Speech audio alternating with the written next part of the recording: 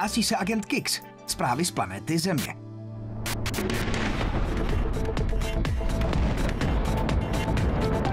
Opět se nacházíme mezi lidmi. Mým úkolem je sledovat jejich aktuální civilizační úroveň.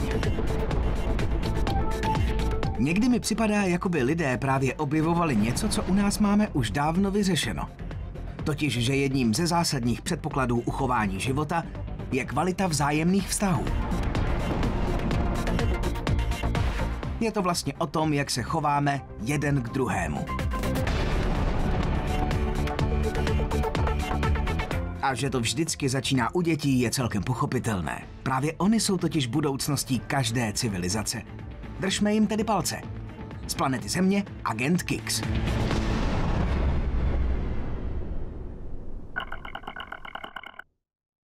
Člověk je bytost společenská a to především znamená, že nemůže žít bez společnosti druhých lidí.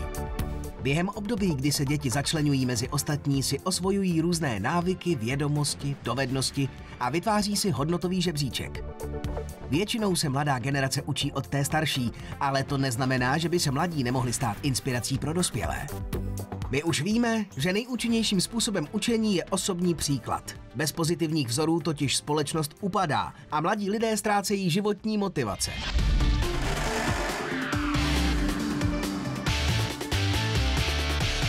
Táta, protože se mně líbí, jak umí pracovat a umí jako stavět a já bych to chtěla umět taky. Mým vzorem je paní učitelka.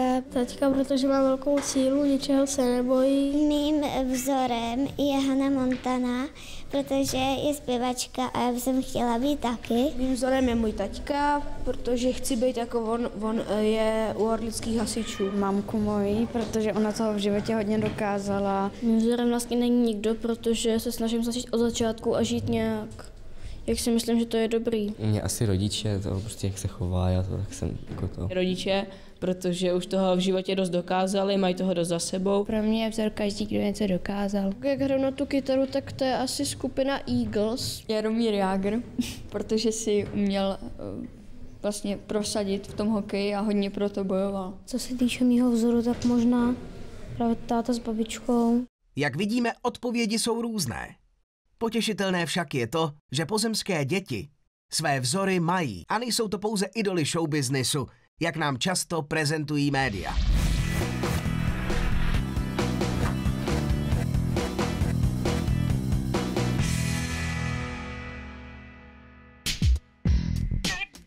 Zde vidíme dobrou snahu o výchovu, ale pouze na úrovni teorie, protože osobní příklad selhává na celé čáře. Vzory mívají děti i mezi staršími spolužáky, bohužel ne vždy kladné. Je neuvěřitelné, jak dokonale může zafungovat vzor starostlivého a pracovitého otce. Také příklady v podobě románových hrdinů lidé nadšeně přijímají dodnes, jen se zdá, že těch kladných nějak ubývá.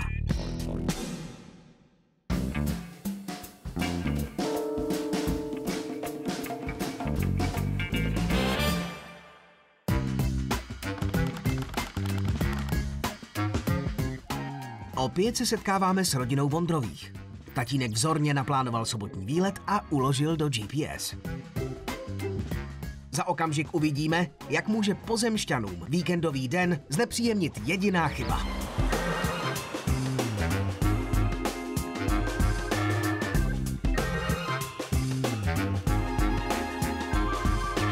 Už se to blíží.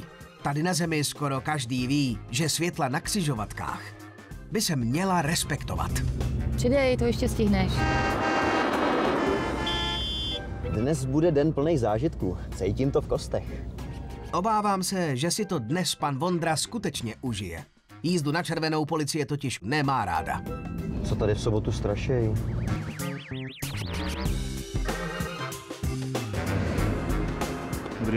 Pan Vondra má jistě co vysvětlovat. Navíc, jak se zdá, policista nezdílí jeho povznesenou víkendovou náladu. To není možný, když jsem projížděl, byla tam určitě oranžová. Opravdu byla červená. Tak přece vím, co jsem viděl.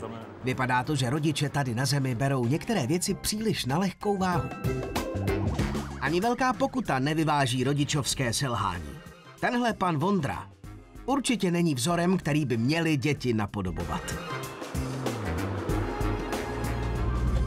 se vždycky vynoří, když to člověk nejméně potřebuje. A ještě nám zkazají vejlet. Výborný. Ale stejně jsi jel na červenou, tati. To snad není pravda.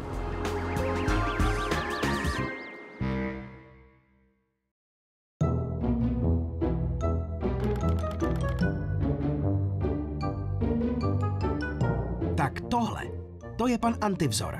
A za chvíli zjistíte, proč mu tak říkám.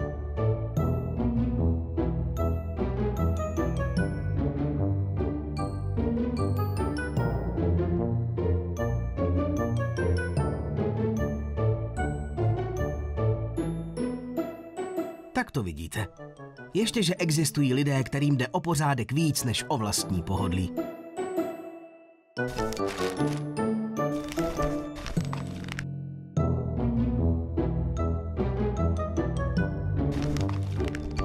Takového pana Antivzora mohou lidé potkat na nejrůznějších místech. A většinou jim pořádně znepříjemní život.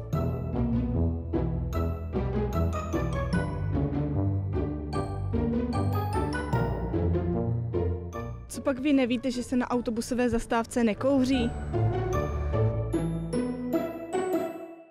Všimněte si, co je pro pana Antivzora typické. Tak především je to lenost, sobeckost a bezohlednost.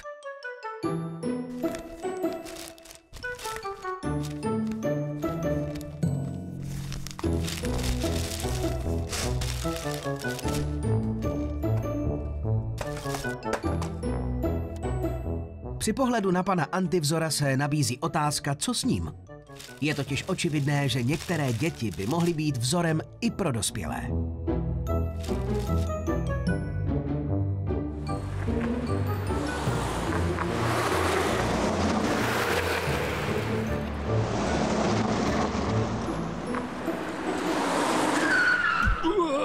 Komu není rady, tomu není pomoci. Věřím, že další pozemští antivzorové se ponaučí dřív, než bude pozdě.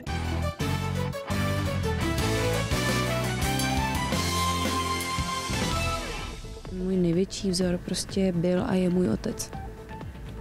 A to si člověk uvědomí, až když odejde.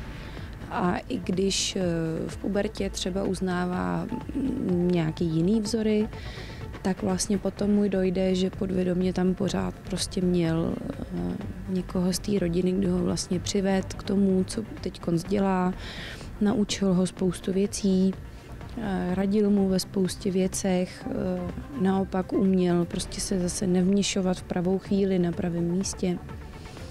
Takže si myslím, že kdybych se snažila teď vzpomenout na někoho, kdo byl pro mě ve 14, v 15 důležitý, tak prostě teď, když mi bude 30 let, tak vím, že to byl právě on. Proto je dobrý si rodičů velmi vážit, i když třeba občas nemá nikdo tak dobrý rodiče, což je každému líto, ale prostě přece jenom nás plodili a jsme tady prostě proto, že tady byli oni, takže to je furt jako důležitý si tohleto připomínat a myslet na to. Člověk, kterého označujeme za vzor, má určité vlastnosti, které jej už k tomu svým způsobem předurčují. Většinou jsou to lidé optimističtí, nebojí se přicházet s novými věcmi, jednají nad rámec svých povinností. Jejich myšlení i činy jdou ruku v ruce, jsou sami sebou, tedy na nic si nehrají. A také v pomoci bližním jsou nezištní. Tito lidé mohou pozvednout vnímání uvadající autority ve společnosti. A ještě malý vzkaz pro pozemskou civilizaci. Nejhorší věci se dějí tehdy, když ti dobří nic nedělají.